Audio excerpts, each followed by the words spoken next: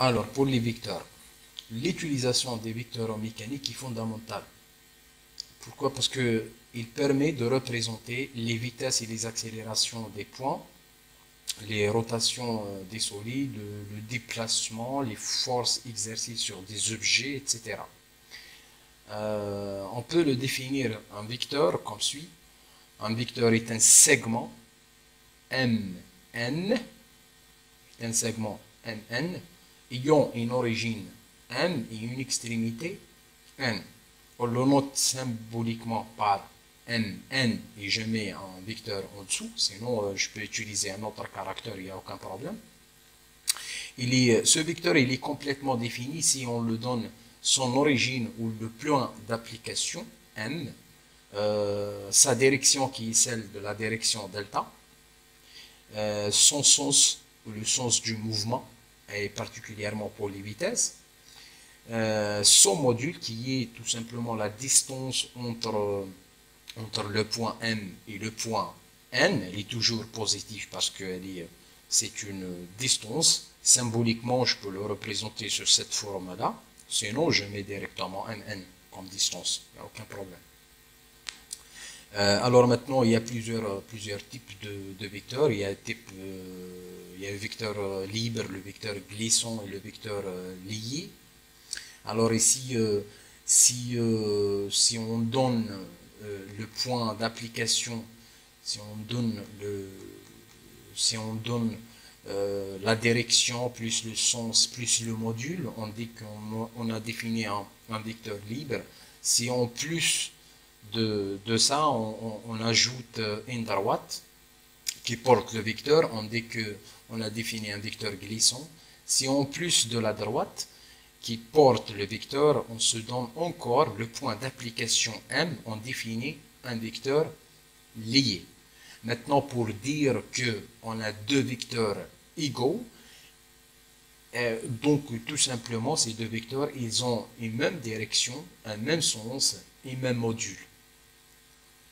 Donc, tout simplement, ils ont même direction, même sens, et donc un autre vecteur ici, hein, qui est en parallèle, au collinéaire par rapport au vecteur Mn, et il a le même sens, le même module, la même direction, donc on peut dire que les deux vecteurs ils sont égaux. Maintenant, pour la prochaine étape, alors on va faire quelques définitions analytiques sur les vecteurs. Donc, dans une base orthonormée directe, que nous noterons ici E1, E2, E3. Sinon, vous pouvez noter comme I, G, K. Donc, vous pouvez utiliser la fameuse base qu'on utilise souvent, surtout particulièrement en mécanique, plutôt en mathématiques. Donc, le vecteur V se décompose d'une manière unique sous la forme V est égal, V, le vecteur V, O.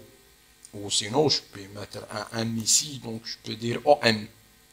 Le vecteur V.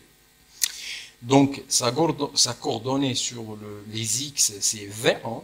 V1 avec son vecteur unitaire E1, plus V2, qui est la coordonnée sur l'axe des Y, plus V3, E3, donc qui est dans l'axe en espace, l'axe Z. Donc il y a une autre forme pour représenter un vecteur, donc sous forme de colonne, donc V1, V2, V3, sans mettre ou sans mentionner la base où ce vecteur-là il est attaché. Pour les remarques, maintenant, on utilise souvent dans un repère, on dit qu'on a un repère orthonormé direct. Ça signifie quoi? Ortho, normé et direct. Donc, ortho, c'est en fin de compte, c'est orthogonal, donc ils sont les trois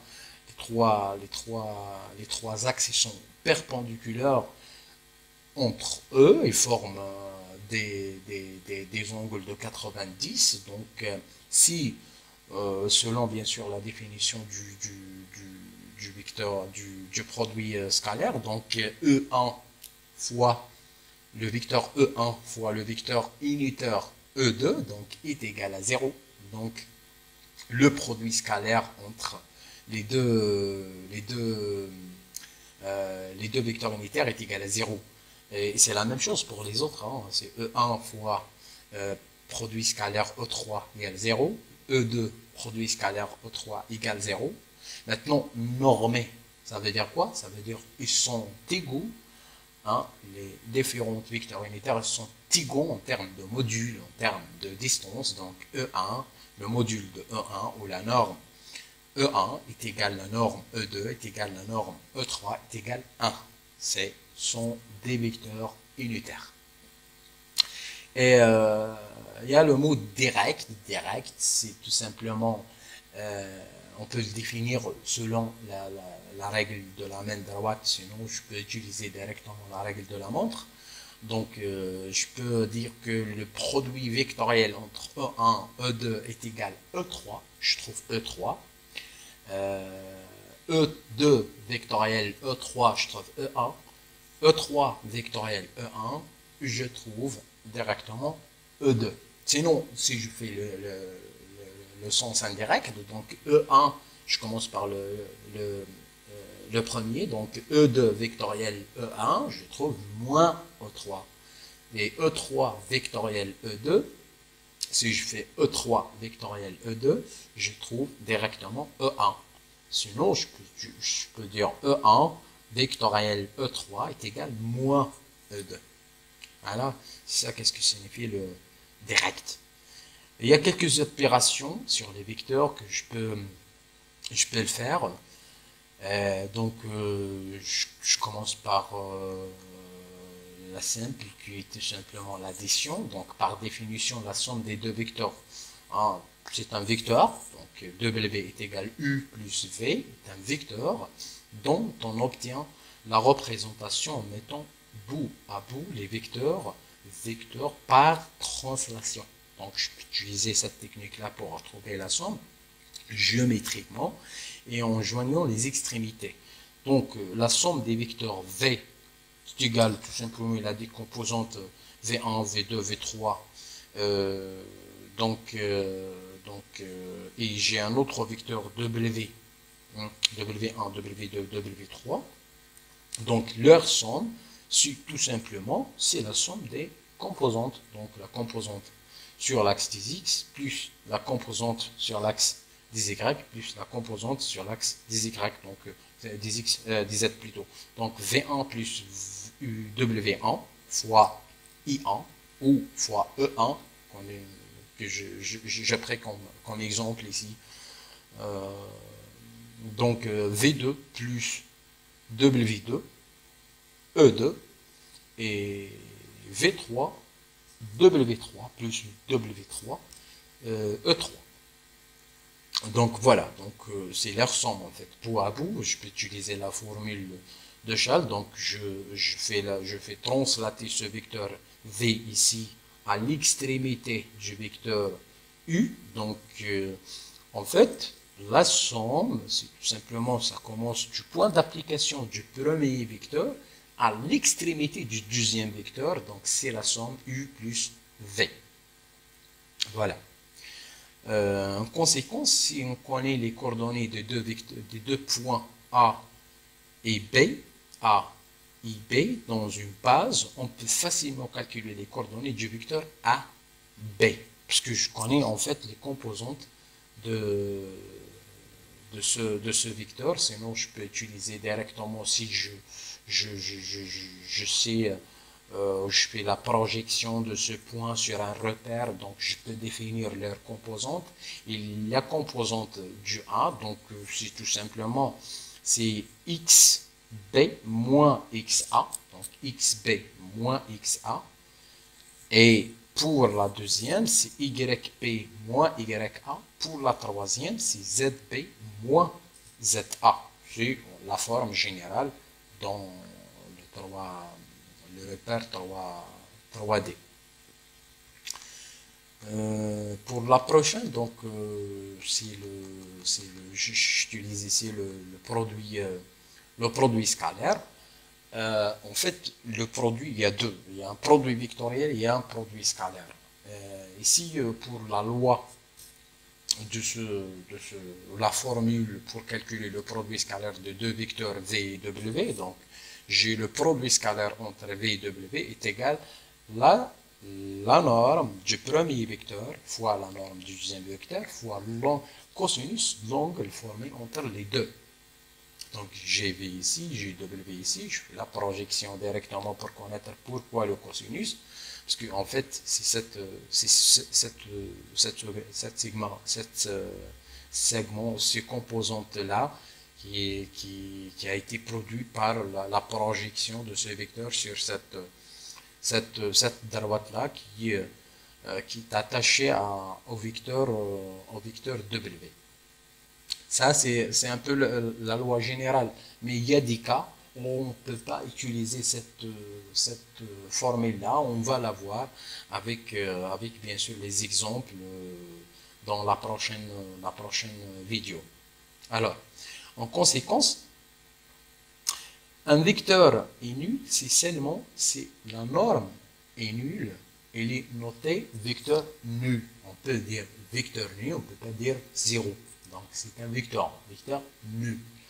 La norme d'un vecteur peut s'exprimer comme un produit scalaire. Oui, en fait, si j'ai le même vecteur, donc c'est vecteur v fois v, donc il est le même. Hein. Là, il faut imaginer que je veux tout simplement calculer le produit scalaire de ce vecteur-là. Donc c'est en fait presque possible par cette formule-là. Donc v fois v, donc c'est en fait c'est le module de v fois le module v fois le cosinus entre les deux, qui est égal à 0, cosinus 0 est égal à 1. Donc il me reste directement le module de v fois le module de v, donc c'est le module de v au carré. Si les vecteurs forment un angle droit, leur produit scalaire est nul. Et c'est normal, hein? C'est normal, parce qu'en fait c'est perpendiculaire. Donc voilà, v fois v est égal à 0. Ils forment entre les deux un angle de 90, parce que c'est cosinus 90 est égal à 0. Voilà. Si on connaît les coordonnées des deux vecteurs dans une base orthonormée, le produit scalaire s'exprimera uniquement en fonction des coordonnées. Et c'est normal, hein, parce que en fait ici j'utilise la forme analytique. Donc si j'ai un vecteur v qui a trois composantes, V1, V2, V3, W, W1, W2, W3. Donc le produit scalaire, donc c'est le produit entre les composantes. Donc V1, W1 plus V2 fois W2 plus V3 fois W3. Et donc c'est un produit scalaire, je vais trouver directement une entité réelle. Voilà, je peux calculer directement la formule, le module du vecteur V qui a trois composantes toujours, V1, V2, V3, donc c'est la racine carrée, du première composante au carré plus la deuxième composante au carré plus la troisième composante au carré. Donc vous savez tout ça parce que vous l'avez déjà vu dans votre cursus scientifique, je veux dire. Donc voilà, donc je peux directement aller plus loin pour dire qu'il y a un produit fois une entité réelle. Par exemple, je trouve 2 fois un vecteur V, et que c'est tout simplement, parce que selon cette formule-là, donc alpha V plus BW est égal au vecteur nu, ou bien V est égal lambda fois W. C'est quelque chose, peut-être que c'est un nombre réel est égal à 0, peut-être que avec un moins, un signe moins, un signe plus, si il y a un signe moins, donc il y a un inversement des sens. Sinon c'est un chiffre qu'on doit multiplier fois un module d'un vecteur. C'est tout simplement, si j'ai un vecteur est égal à 2, alors J'ai un vecteur que son module est égal à 2. Je veux le multiplier fois un nombre qui est égal à moins 1. Donc, je vais trouver directement moins 2. Donc, ce moins-là, ça ne signifie pas que la valeur ou la distance est moins. Non, ça signifie que le sens est opposé. C'est voilà, c'est en général, à quoi signifie un vecteur. Il y a une autre propriété de linéarité, si vous voulez. J'ai un nombre fois v plus b bêta w, donc fois u, donc je peux l'écrire que alpha fois v u, donc voilà, il y a une distribution du vecteur b, donc il y a alpha fois vu plus bêta fois w, hein, bêta w fois u. Donc je peux faire cette opération, j'ai le droit finalement. Voilà, on peut définir aussi un vecteur qui est très important, c'est le vecteur unitaire, parce que tout simplement, je peux dire que le vecteur v est égal le module v fois le vecteur unitaire u. Si je veux calculer le vecteur u, donc le vecteur u est égal à tout simplement le vecteur v divisé par son module. Voilà, c'est un peu, comment dirais-je, c'est un peu le produit scalaire. Maintenant, il y a un autre produit, c'est le produit vectoriel qui est très important. Je donne tout d'abord la formule générale qui dit tout simplement que le vecteur, le produit vectoriel, le module des deux vecteurs du produit vectoriel A, B, est égal le module de A fois module de B fois sinus de l'angle formé entre A et B. Donc en fait, je veux dire tout simplement parce que j'ai un A ici, j'ai un B ici, entre les deux ils forment cette surface-là. Donc le vecteur qui est produit avec le produit vectoriel, donc il est perpendiculaire sur cette surface-là formée par les deux vecteurs A et B. Maintenant, le sens de ce vecteur-ci est défini via la relation, via la règle de la main droite. Donc, j'ai un A ici, le B il est sur l'index et sur la pouce, il y a un C. C'est le C, donc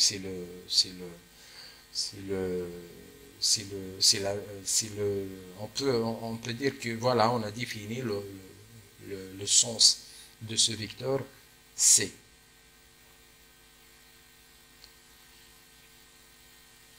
Voilà, maintenant il y a une technique pour calculer le produit vectoriel des deux vecteurs qui sont ici j'ai un A avec alpha 1, alpha 2, alpha 3 comme composantes.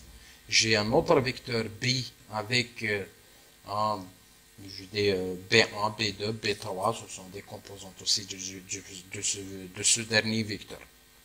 Alors, cette méthode matricielle, elle est très simple à utiliser. Donc, j'ai produit vectoriel entre A et B est égal.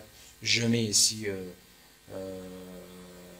ma matrice. Donc, je peux mentionner les vecteurs unitaires. J'ai utilisé ici la base IGK.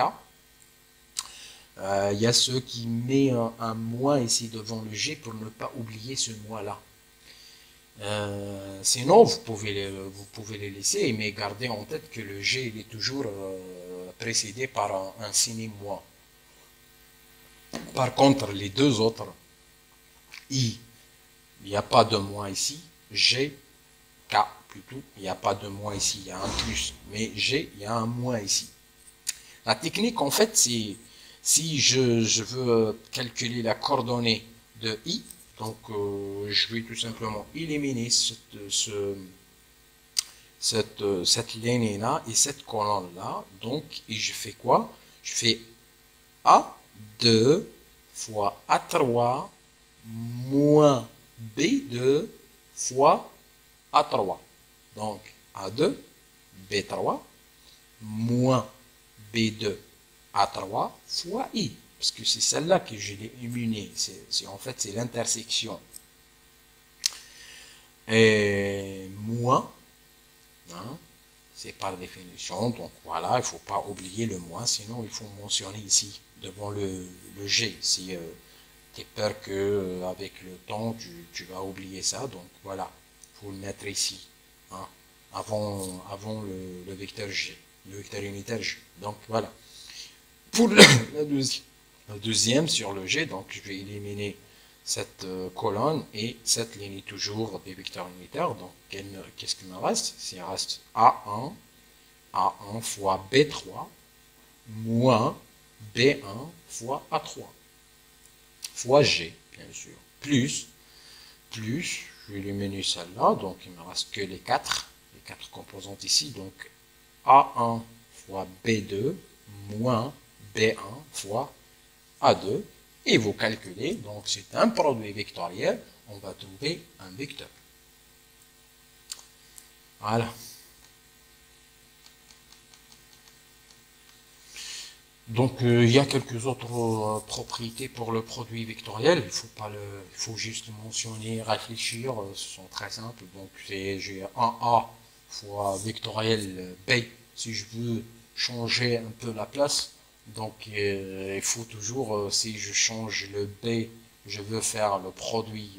On a déjà vu le produit, le sens direct et indirect. Donc je tombe si je veux le produit de l'inverse, en fait, le produit vectoriel de B vectoriel A, donc il faut mettre un moins ici dans l'opération. Voilà. Pour maintenant, est-ce que il y a une règle très importante, c'est la collinéarité des deux vecteurs. Pour dire que deux vecteurs ils sont collinéaires, ça veut dire quoi? Ça veut dire tout simplement les deux vecteurs, ils ont même direction, delta. Donc, ils sont parallèles l'un par rapport à l'autre.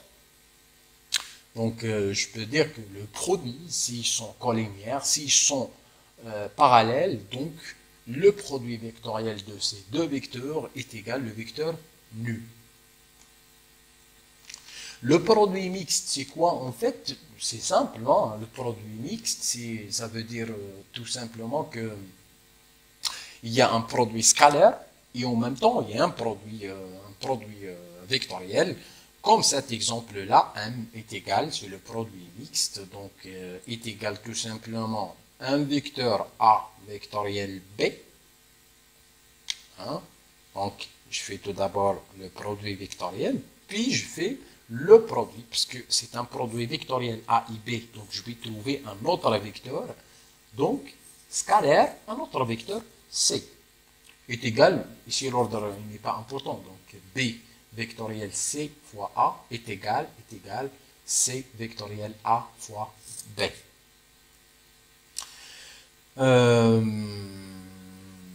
Voilà, il y a quelques autres règles qui sont très importantes pour le produit mixte. Il faut toujours les garder en tête et travailler avec. Hein. Ce sont des règles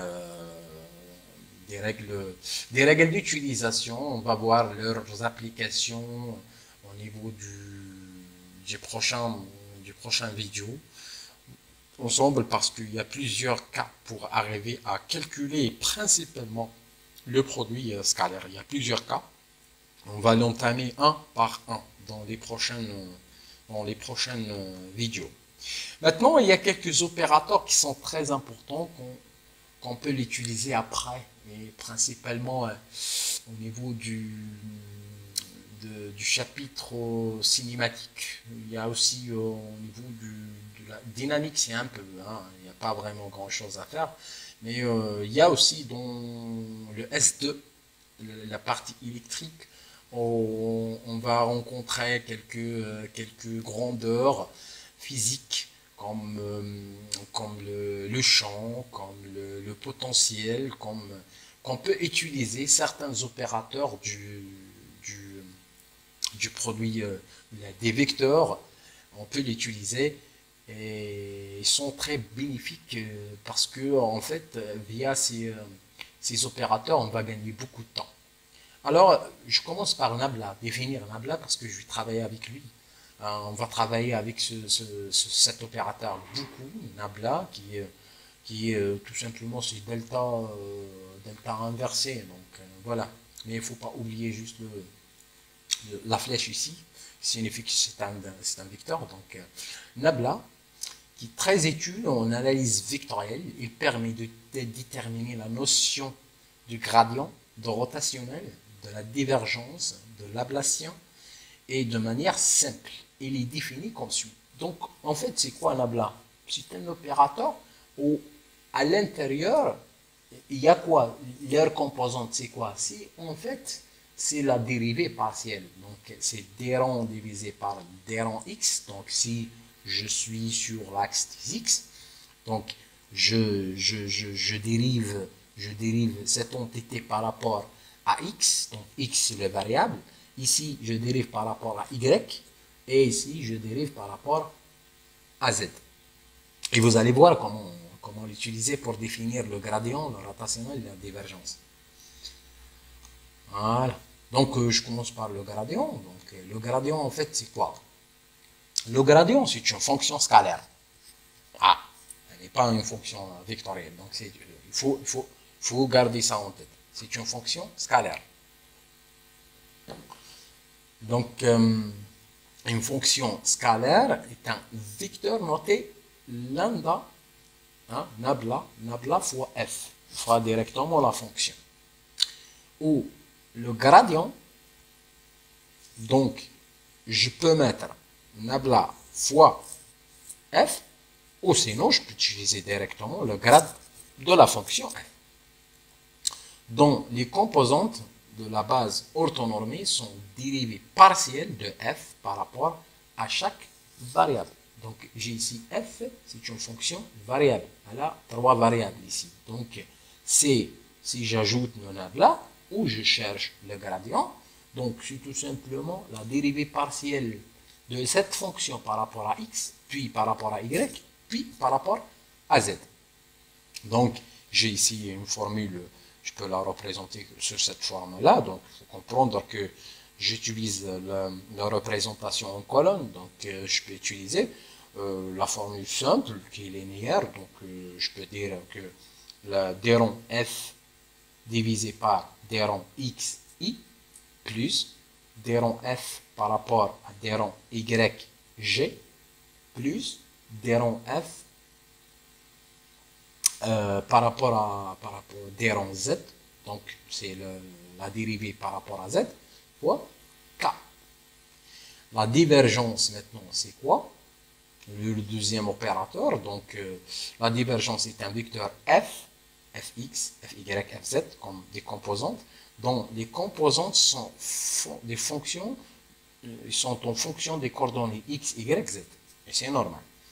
Est un scalaire noté nabla fois f, donc vous savez, c'est un produit scalaire, ou div f. Donc sinon, j'utilise directement l'abréviation div, ou c'est l'opérateur divergence de la fonction vectorielle f, dont la valeur i, nabla fois f, est égale la dérivée partielle de fx par rapport à x, plus, ici je mets rien du tout, hein, ni x, ni i, ni g, ni k, ni rien du tout, parce que en fait, je vais trouver, c'est un produit scalaire entre deux vecteurs, le vecteur nabla et le vecteur f, je vais trouver directement une entité scalaire.